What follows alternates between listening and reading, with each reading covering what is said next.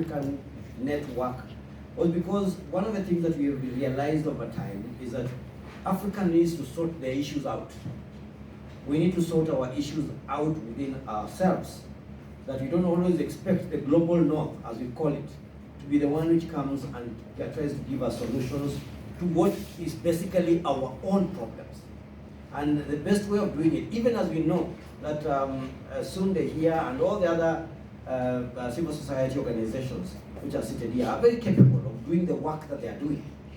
We believe that when we are in solidarity, or when we work together, when we across the boundaries, across the neighborhood, we can be able to leverage on what each of us is doing, then we can actually be able to do a better job. We can help each other. And that's why we say it is important that we create platforms across the place. There was a lot of halls, and especially in the East African region. The West African Election Observation Network was formed more than 20 years ago. The Election Support Network of Southern Africa, ESN, SA, was formed more than 20 years ago. East Africa never had anything. So by the time Lonyi wrote and others, Dr. Lupa and a number of people across the region met in Nairobi to make a decision, or by the way, they met in Nairobi in the county of Machakos. Machakos is very important for South Sudan, I think. A lot of the activities of the formation of South Sudan with Dr. Garang and others were happening in Machakos, just south of Nairobi. So we met in Machakos, and they came up with the idea of having an East and Horn of Africa network. And that network started off, I think, with very few countries, like James has said. I think there were basically the 3 East African countries. We never had a representative from Ethiopia. So it was basically Sudan, South Sudan, and the 3 East African countries. There were 5 of them. And then Rwanda, Burundi, Eritrea, Djibouti, Somalia, Ethiopia are countries we are trying to put in to bring on board. And already we have them on board. In fact, the challenge that we have right now is to reach out to DRC, because DRC is an interested member within the East African region. Somalia, already we have somebody, but remember there are 2 Somalias. There's Somalia and then there's Somaliland. So the question about how to bring them on board is also a discussion point, because every time we try to identify somebody from Somaliland, the Somalians saying, but that's our country also. They don't recognize Somalia, but we have to find a way of working with all of them. So the idea is, let's have everyone. There's I was remembering last evening when I was thinking about this context, so they say 20 years ago, I think it was around 25 years ago, I met some young people from South Sudan. One of them was called James Lajor, another one was called Stephen Deng, and then another one was called Susan Jambo. I don't know whether you know those names. Now, I was a young person also.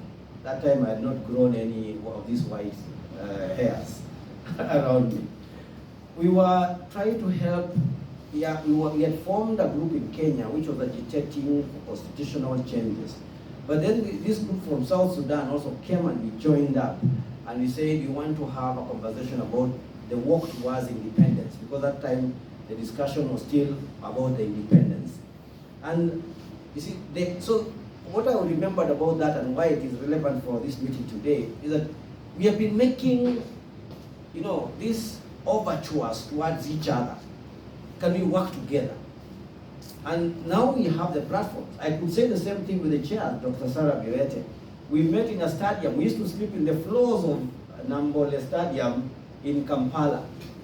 Coming by bus from Kenya, having some DRC people coming, young people coming to Kampala by bus, Zambians coming by bus, Malawians coming by bus, South Sudanese coming by bus to Kampala, so that we're able to have a conversation on how the governance within our countries was being done. So basically what we are saying is that we have come of age now. We were speaking as young people. Now most of us, including the new young people, like in Kenya we have the Gen Zs, the discussions is about how we can improve governance.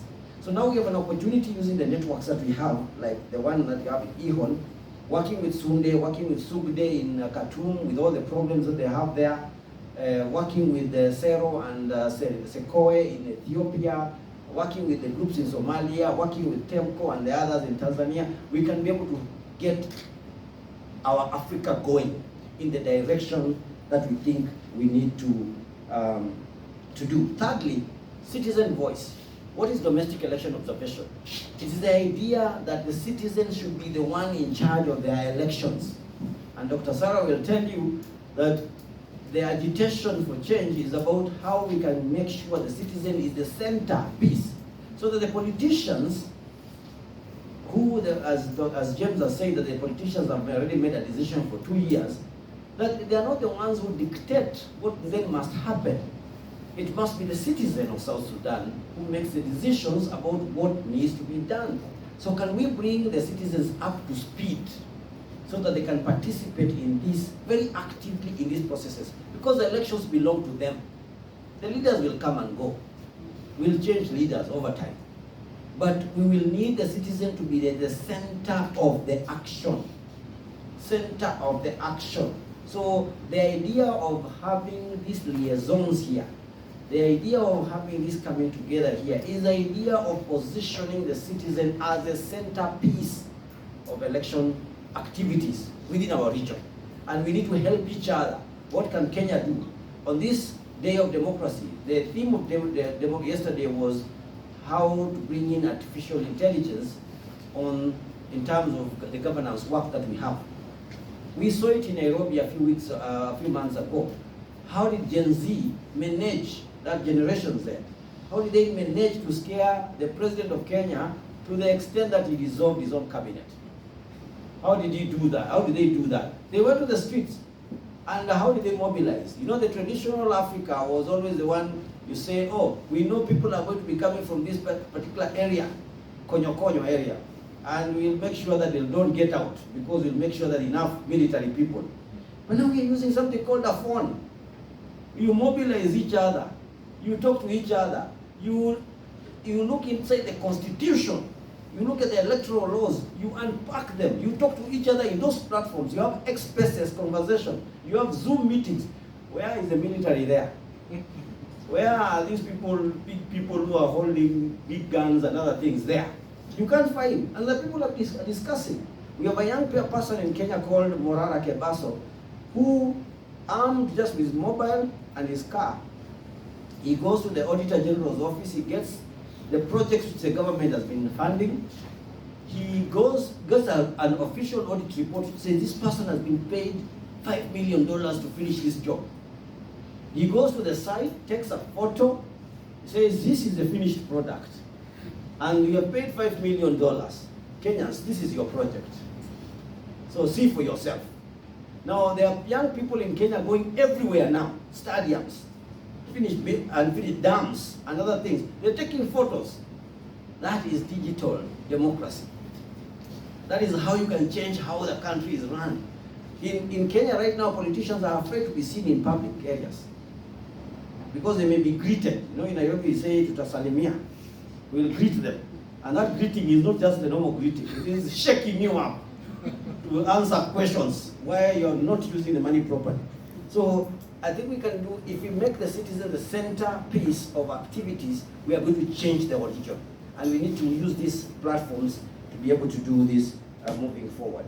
And then the other thing is we also need to, part of that idea of going to the region is also saying, can we go beyond the reach? You know, we are in Juba here, but there are those other areas, spaces. Citizens are not here, isn't it?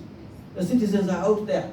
So can we use these networks here to reach to where they are, talk to them, so that they become active agents of the society and they can be able to make changes on the grassroots. And lastly, we have advantages. Why we also want to come together as a network is that while you have power to get all to those small spaces, there's also power in getting to the big spaces. So when we work together as a team, Galdino here can quickly mobilize, work with Dr. Sarah or work with Dr. Lupa Ramadan in Tanzania to reach out to other spaces where we can be able to make agitation. Nothing now stops us from going, we were discussing with Dr. Sarah in the evening, nothing stops us now from going to the G7 meetings and saying we have a commitment from the people. The same way the politicians go. If we can meet here And if you can be able to meet your people on the ground and you can get commitments from them, and then they are escalated up to this level, and then we can have a conversation and say, there is a meeting in Tokyo for the G7. We want to go to those sidelines of those meetings. We want to meet those leaders. We have a global chair here. We have regional leaders. We can go to the East African Community meeting. We can go to the IGAD meeting. We can go to the AU offices. And we can agitate for change in our countries, knowing that we have very serious commitments coming from the people. So those are the changes that we are hoping that if we continue working as a fraternity, working together in fellowship, we will be able to make changes to our region. And we'll be able to make changes to our countries. You know, this issue of corruption and how people, especially the ones connected in the political elite, they drive big cars, who doesn't want to be happy? Even them, they want to be happy. The only thing is that they are not so sure whether if they make Galino a very wealthy person, whether it will take away their wealth. They don't know that. They think if we share this wealth equally, or we have very good governance, then I'll be denied my opportunity. I don't think that's fair. There's no reason why we cannot be able to. Who doesn't want? You know, I passed through that airport for the first time, and it was a mess. I'm telling you, it was a mess. We can make a very beautiful place that we can do this. We can do it, but you see the political class always in all our country, not just here. You go to Nairobi, you'll see very many things. You go to Kampala, go to Dar es Salaam. These politicians do things so that they can fit their bill. Then they don't walk in the same spaces we walk. They don't face the challenges we face. But if we were to organize ourselves, citizen organization is a cornerstone of the democratic progress. When the people are not organized, we will never move democratically. So even as we celebrate the Day of Democracy, we must be aware that unless we organize and mobilize ourselves and use new tools and get into these spaces and work together in fraternity, we shall never be able to move forward. So I hope that sets the context of the conversations that we're having today. Moving forward, we need to support each other as we work through this journey, and therefore, this forum, which we have long envisioned, and Lonnie knows about that because we've been working, we wanted to go to every country within the region to have these conversations. So we have finally gotten a program through this AHEAD program, which Daisy will talk about shortly, that allows us to move now to this country because we're expecting elections. We'll be moving to Tanzania next year because Tanzania and Burundi are having election next year. So we hope next year we'll be able to go to Burundi and also go to Tanzania for that purpose. Uganda in 2026 will be having elections. So we hope again we'll go to Uganda. And if that's the same year that South Sudan will have an election, 2 years from now is 2026, isn't it? Then we shall come back here, and then if we agree on a framework of the things that must be done, then we'll agree also on the milestones that we must cover, so that by the time we come back here in 2026, we are reviewing what we have been able to do. And that is the hope that we can be able to get from this particular forum. Thank you very much for listening to that. I want to invite Daisy now to I'll just give a very quick overview of the AHEAD program that we are having, and then we can be able to break, then come for the first official session.